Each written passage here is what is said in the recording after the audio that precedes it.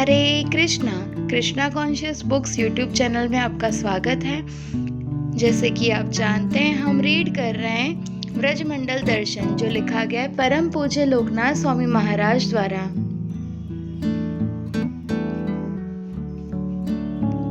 आज हम करेंगे बाह्य काम्यवन की परिक्रमा। आज है डे 14वां काम्यवन बाह्य परिक्रमा।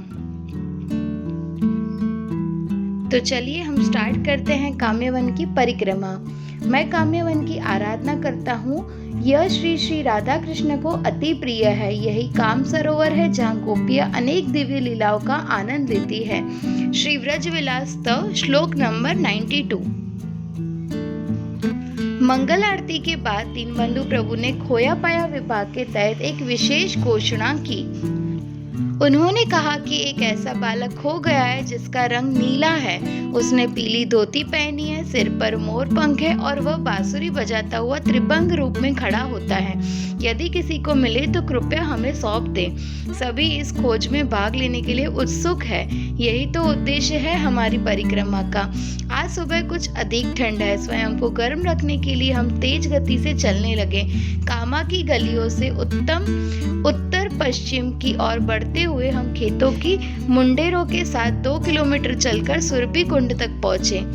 हम पहुंचे हैं सुरभि कुंड एवं श्रील प्रबोधानंद सरस्वती ठाकुर भजन कुटीर। सुरभि कुंड के जल पर विशाल वृक्षों की परछाई तैर रही है। प्रातःकालीन शीतल वायु पक्षियों की मधुर चहचहाहट से व्याप्त है। भक्तों ने मंदिर में सीताराम एवं राधा कृष्ण के दर्शन किए और फिर इस स्थान की महिमा सुनने के लिए कुंड की सीढ़ियों पर आ बैठे। प्रायः मुझे यह कथा के लिए निमंत्रित किया जाता है।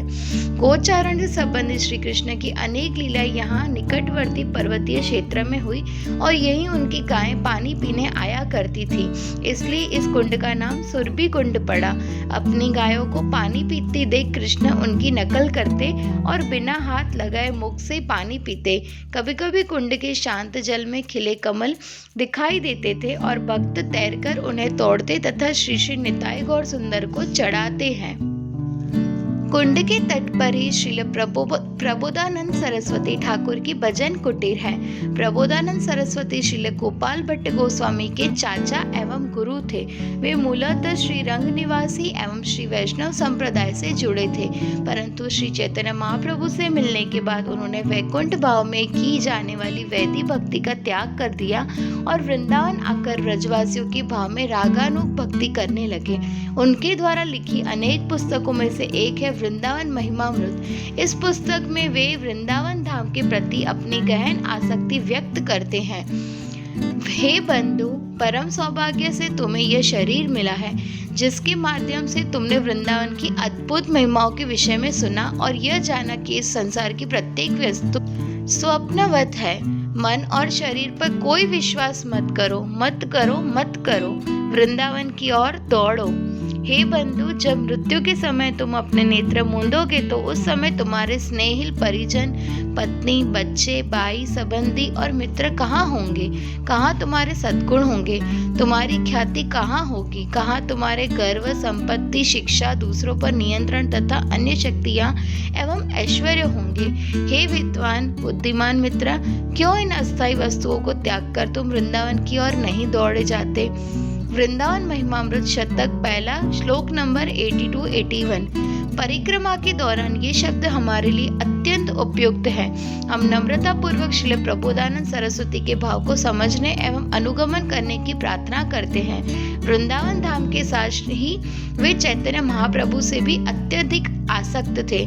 मुक्त कंठ से उन्होंने उनका यशोगान किया। प्रबोधानंद सरस्वती ठाकुर द्वारा लिखी पुस्तकों में संगीत माधव, नवद्वीप शतक, चैतन्य चंद्रामृत और राधा रस सुधा निधि है। गौर गणोद्रेश दीपिका के अनुसार राधा कृष्ण की लीलाओं में वे अष्ट सखियों में से एक तुंग विद्या सखी है। भक्तों ने अपने नेत्र प्यालों से इन स्थान के सौंदर्य को पीने का प्रयास किया। उन्हें आशा है कि यहाँ से जाने के बाद भी ये स्मृतियाँ सदैव उनकी चेतना में अंकित होगी। फिसलिनी शिला उत्तर की ओर आगे बढ़कर हम फिसलेनी शिला पहुंचे। गायों को निकट चरता छोड़कर कृष्ण और उनके ग्वाल मित्र यहाँ एक चिकनी शिला पर नीचे फिसला करते हैं। हम उस दृश्य की कल्पना करने लगे। इस समय यह स्थान गायों के लिए हरी घास से भरा होगा और वातावरण खेलते बच्चों की आनंद भरी हंसी से भरा हो जाता होगा। यहाँ हुई लीलाओं के विचार मात्र से हमारा चित्त प्रसन्न हो उठा और फिर हमने उन्हें दोहराने का प्रयत्न किया। पुरुष और स्त्रियां बारी बारी से समूह में आकर उल्लासपूर्वक फिसलनी शिला से फिसलने लगी। कुछ तेजी से फिसलते जबकि बारी शरीर वाले थोड़ा धीरे जाते। कुछ भक्तों को इतना आनंद मिला कि वे पुनः पंक्ति में आ लगे। वातावरण हंसी से व्याप्त हो गया। सभी आनंद लेने लगे। इस प्रकार 5000 वर्ष पूर्व यहाँ क्या हुआ होगा उसे हमें उसकी एक झलक मिली। आप देख ही सकते हैं फिसलीन शिला की एक झलक, उसका एक चित्र। अब हम पहुंचे हैं व्योमासुर गुफा। तब व्योमासुर की गुफा देखने हम पहाड़ी के उस ओर आए। चढ़ाई खड़ी है और ऐसी चुनौतीपूर्ण स्थितियों में हतोत्साहित न होने वाले भक्त इसे देखकर उल्लास से भर उठे। भगवान की लीला स्थली को देखने की उत्कंठा ने वहां पहुंचने की कठिनाई को पीछे छोड़ दिया। यहाँ तक कि वृद्ध स्त्रियां भी लोगों की सलाह न मानकर चढ़ने लगी। कुछ युवा भक्त ऊपर दुष्कर बिंदुओं पर तैनात हो गए और अपना हाथ देकर लोगों की चढ़ने में सहायता करने लगे। उन्होंने सबको प्रोत्साहित किया और सब भक्त उन स्थानों पर चढ़ने लगे। चढ़ते समय श्रीमती राधा रानी का आश्रय लेते हुए उच्च स्वर से जय राधे पुकारने लगे। आज यह गुफा अधिक बड़ी दिखाई नहीं देती, परंतु भीतर रहकर हम कल्पना कर सकते हैं कि भयानक व्योमासुर द्वारा यहाँ बंदी बनाए बालक कितने भयभीत हो गए होंगे। व्योम का अर्थ है आकाश। इस असुर के पास आकाश में उड़ने की सिद्धि थी। एक दिन कृष्ण और उनके मित्र गोवर्धन पर चोर पुलिस खेल खेल रहे थे।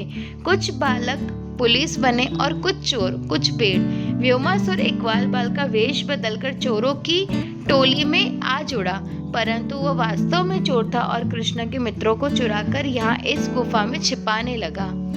आप व्योमासुर की गुफा देख सकते हैं, कैसा सुंदर दृश्य।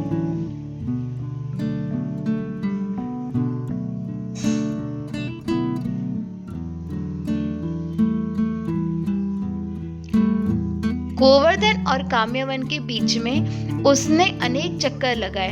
वह कुछ बच्चों को चुराता, उन्हें यहाँ छिपाता और फिर अधिक के लिए लौट आता। कृष्ण ने ध्यान दिया कि बालकों की संख्या घट रही है। वे तुरंत व्योमासुर की चाल समझ गए और जैसे ही असुर बालकों की अंतिम टोली को लेकर गुफा की ओर उड़ा, कृष्ण उसका पीछा करने लगे। जहाँ हम आज खड़े हैं, ठीक यहीं दोनों के बीच आकाश में युद्ध छिड़ गया। कई बार कृष्ण धरती पर नीचे आते और तेजी से छलांग लगाकर युद्ध जारी करते। ये पहाड़ी के ऊपर हमें कृष्ण के पैरों के वे चिन्ह दिखाई दिए जो धरती से आकाश की ओर छलांग लगाते समय शिला पर अंकित हो गए थे। युद्ध के दौरान भगवान के आभूषण नीचे गिर गए और निकट की शिला पर उन्हें चिन्ह भी देखे जा सकते हैं। कुछ भक्त खोजबीन करने लगे। आप देख सकते हैं व्योमासुर का चित्र, कृष्ण कैसे उन्हें परास्त कर रहे हैं। एक भक्त चिल्लाया, देखो कृष्ण की फूलमाला के चिन्ह। कुछ दूरी पर एक अन्य भक्त बोल उठा, और यहाँ आओ, कृष्ण के कंठहार और मुकुट के चिन्ह। पहाड़ी से नीचे उतरकर सड़क के उस पार हमने श्री बलराम के चरण चिन्ह देखे। जब कृष्ण धरती पर पैर रखकर हवा में उछलते तो धरती हिलने लगती। उसे स्थिर रखने के लिए बलराम जी ने अपने चरण को दबाकर धरती पर रखा था। अनंत शेष के रूप में वे सारे ग्रहों को अपने सिर पर धारण करते हैं, परंतु इस अवसर पर उन्होंने अपने चरण कमलों से पृथ्वी को स्थिर किया। निसंदेह युद्ध में कृष्ण की ही विजय हुई। श्री कृष्ण ने व्योमासुर को उसी प्रकार पकड़ लिया जिस प्रकार एक सिंह भेड़ को पकड़ लेता है। बचने के लिए उस असुर ने एक पहाड़ के समान रूप धारण कर लिया, परंतु कृष्ण ने उसे अपने चंगुल से निकलने नहीं दिया। उसे तुरंत बलपूर्वक भूमि पर पटक कर कसाई घर के पशु के समान मार दिया। श्री कृष्ण बुक अध्याय 37। श्री कृष्ण के मथुरा जाने के पूर्व व्योमासुर उनके द्वारा मारा गया अंतिम असुर था। उसी दिन दोपहर में कृष्ण ने केसी का और कुछ समय पश्चात व्योमासुर का वध किया। अब हम पहुंचे भोजन स्थली। एक पुलिया द्वारा नहर पार करके हम भोजन स्थली की ओर बढ़े, जहाँ श्री कृष्ण अपने मित्रों के साथ भोजन करते थे।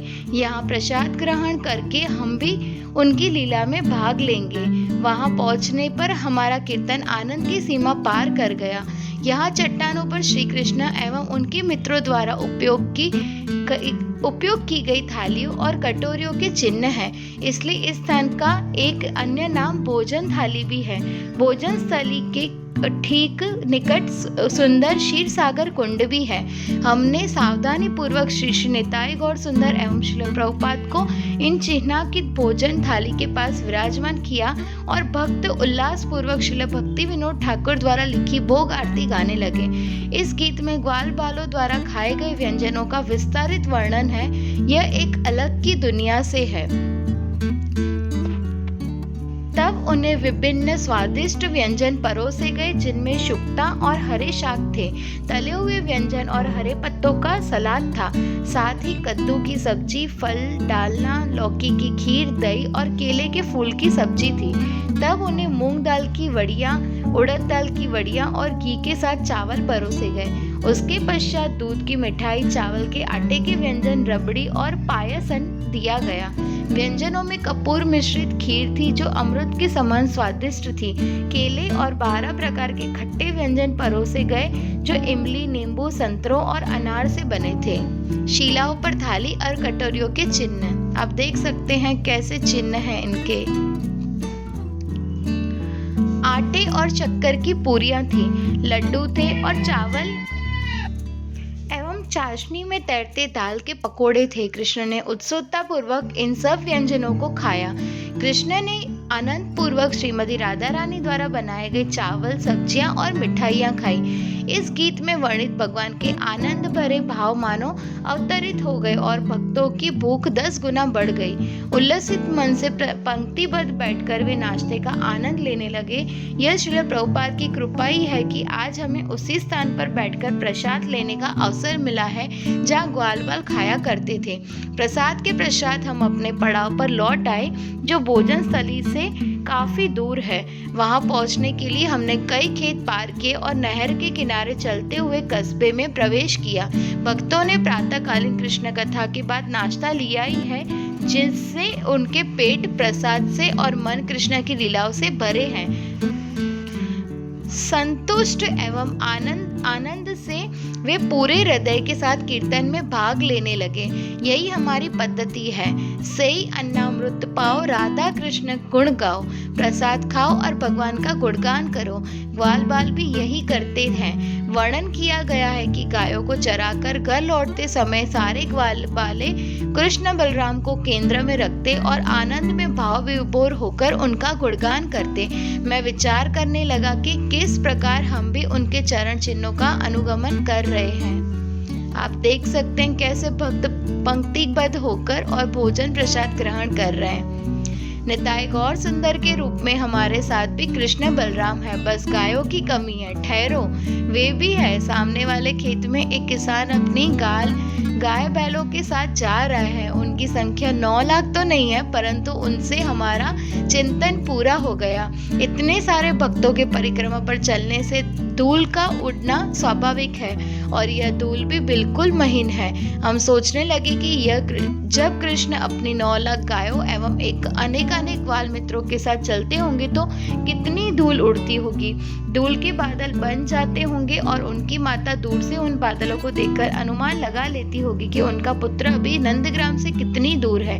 यशोदा मैया सबसे पहले न तो अपने पुत्र को देखती और न उनके मित्रों को। उन सबसे पहले उन्हें आकाश में धूल के बादल दिखाई देते। दोपहर के समय हमने थोड़ा विश्राम एवं वरिष्ठ भक्तों द्वारा कई अमृतमय कृष्ण कथा का श्रवण किया। संध्या आरती एवं दामोदराष्टकम प्रमुख पंडाल में होगा। हे भगवान, यद्यपि आप सभी प्रकार के वर देने में सक्षम हैं, मैं न तो मुक्ति की, न वैकुंठ निवास की और न ही अन्य किसी वरदान की आशा करता हूँ। हे भगवान, मेरी केवल यही इच्छा है कि आपका यह बाल गोपाल रूप सदैव मेरे हृदय में प्रकट होता रहे। इसके अतिरिक्त अन्य वरदानों का मेरे लिए क्या लाभ? श्री दामोदराष्टकम, चौथा पद।